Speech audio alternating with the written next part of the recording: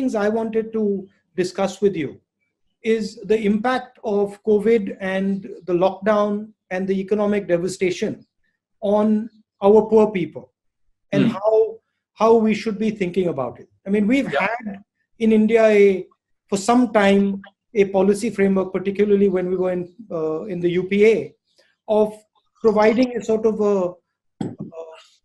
floor for poor people, Narega, right to food, etc.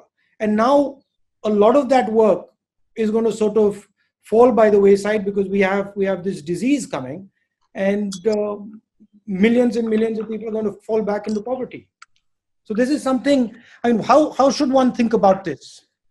Right. So I think that these are kind of separable in my view, in the sense that I think that the real problem in the very short run is that these, I think, more policies, good policies put in place by the UPA are inadequate. And the government, in a sense, absolutely embraced them. I mean, it was not that there was a particular partisan disagreement there. There was very clear that the UPA instruments will be used for doing whatever it is. I think what is harder to wrap one's head around is what do you do about the people who are not covered by that?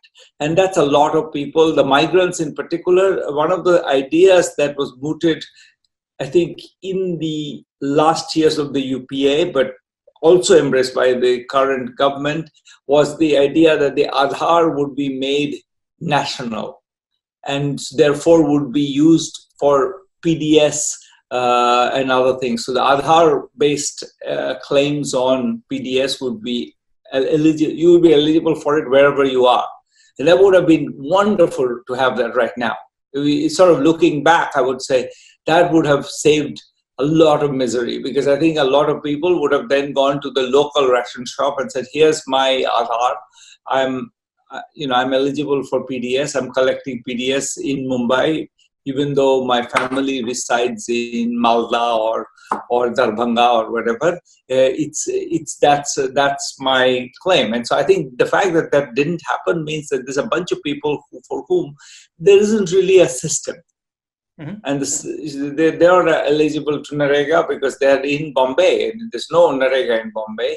They're not eligible for PDS because they're not actually residents. Part of the problem in the very short run is that the conceptualization of the welfare structure was based on the idea that anybody who's really not in where they're supposed to be is actually working and is earning an income, and therefore we don't have to worry about them.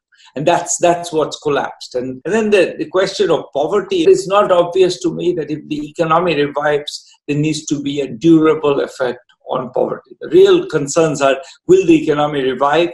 And in particular, how does one think through the possible time paths of this disease through that process? I think we should try to be optimistic about the survival of the overall economic well-being of the country.